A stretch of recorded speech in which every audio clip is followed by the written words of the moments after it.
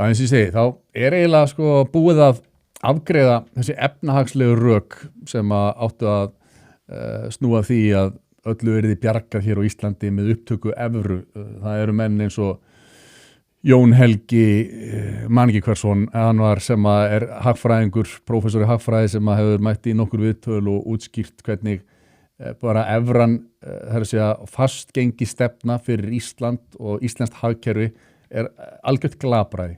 En það eru líka mjög fá af þessum ríkjum sem við berum okkur saman við í Evrópusambandinu með evru. Það eiginlega bara Finnland, Danmörk og Svíþjóð eru ekki með evru. En og hitt að benda á að það eru meiri hluti allra ríkja í heiminum eru með sín eigin gjaldmiðil og það ekki tilviljun. Það rangt að vextir lækki hér automatist við það að ganga í Evrópusambandi eða taka upp evru. Og taka upp evru nú glabræði en það búið að fara yfir þessi rök. Síðan þetta með sæti við borðið. Það mikið talað það, að við fáum að hafa áhrif á stefnuna í Evrópusambandinu og það hefur verið að reyna að benda á það. Við séum mjög veik rödd þar, fáum fáa þingmenn og svo framvegis. En það var fróðlegt að sjá RÚV fjallaði þetta í vikunni og Björn Malmquist, fréttamaður RÚV, þar sem stattur í Brussel, tók hérna krútlega frétt og tók viðtöl við svona smáríki, svona fulltrúa smáríkja sem segja já, nei, við erum með rosa áhrif hérna og eitthvað svona. Og þetta fréttin sem var sögð á RÚV, fjöldi þingmann og vægi atkvæða aðeins hluti af myndinni, sko.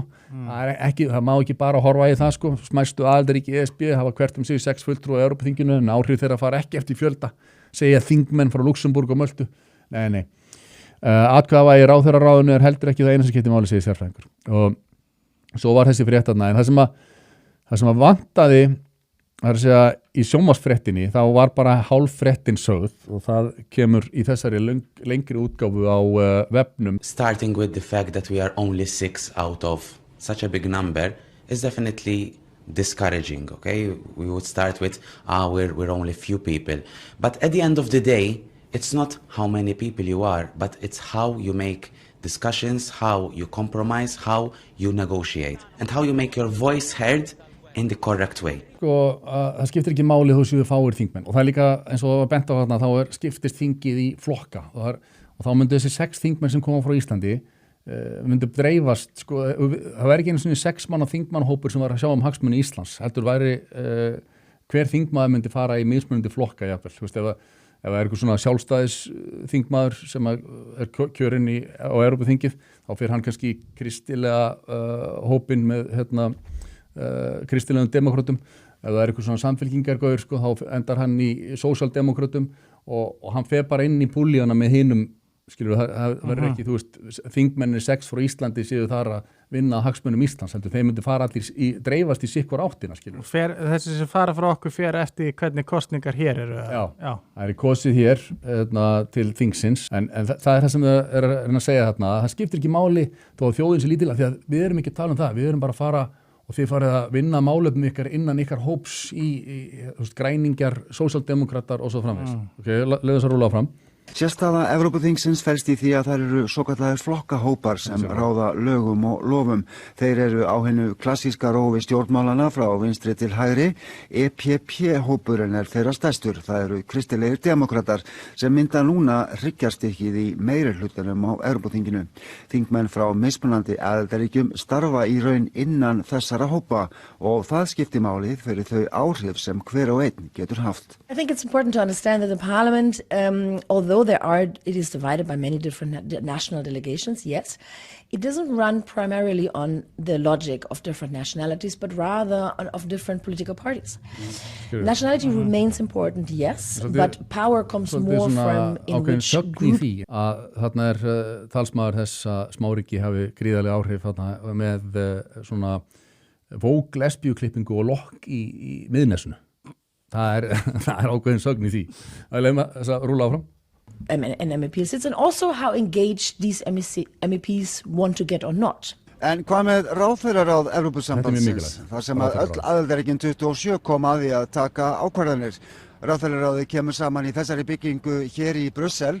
Sumar ákvarðanir ráðsins, til dæmis þær sem varða sameiginleg öryggis- og varnarmál eða stækkunarmál sambandsins, eru teknar með samhljóða samþykki allra aðildarríkja, en algengasta aðferðin hins vegar það sem að kalla aukin meirihluti eða qualified majority, sem þýðir að samþykki þarf frá 55% aðildarríkja, það eru 15 núna, sem eru samtals með 65%. Það var nefnilega áður þannig að ráðherraráðið virkaði þannig að einn ráðherra hafði eitt atkvæði og ef einn ráðherra var á móti einhverju að þá var það neitunarvald, þá bara þýddi að málið fór ekki í gegn. Það þurfti að fá alla 27 ráðherrana til þess að samþykja. Þannig að þeir ákvaða að breyta því, þetta var of erfitt að vera einhverju lítil ríki væru með neitunarvald, þannig að nú er búið að breyta þessu þannig að ráðherrarnir hafa það vægi sem að er á bakvið og þess að segja ráðherran frá Þýskalandi sem er með 90 milljónir mann á bakvið sig, hann er miklu meira vægi heldur en ráðherran frá Möltu. Og samanlagt eru heldur í dag þessi tveir ráðherrar frá Frakklandi og Þýskalandi eru með 33% atkvæðamagns og ef það kemur ráðherra frá Íslandi þá er hann með 0,1%. Það er þannig. Það bara gerir ekki neitt gagn.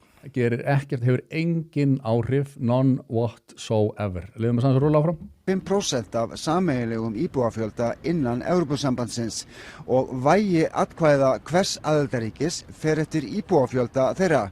Atkvæði Þýskalands vegur 18,49%, atkvæði Frakklands 15,17%, á meðan atkvæði Luxemborgar vegur aðeins 0,15% og atkvæði Möltu 0,12%.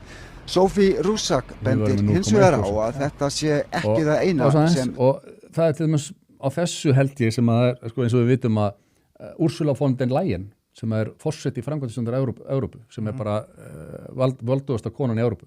Það var enginn sem að kausa hana. Það var einungis forseti Frakklands, Emmanuel Macron og kanslari Þýskalands sem komu saman inn í herbergi og ákváðu það að ráða Ursula von der Leyen. Já. Og Ursula von der Leyen ákvað síðan að ráða Kaja Kallas sem er utanríkisráðherra Evrópusambandsins. Þannig að það kom enginn kjósandi eða þingmaður eða ráðherraráðið eða neitt að því að velja þetta forystu fólk í Evrópusambandinu. Já, hann er bara basically að Þýskaland og Frakkland koma sér saman, það stjórna þau öllu. Algjörlega. Já. Og þingið, það sem við erum með 6 þingmenn, hefur í reynd engin völd. Það semur ekki einu sinni löggjöfuna sem að kemur frá Evrópusambandinu. Það er framkvæmdastjórn ESB sem það semur alla ESB löggjöfuna. Þannig að þetta er þetta sem lýðræðisstofnun, þá er það bara einhver sirkus að halda því fram.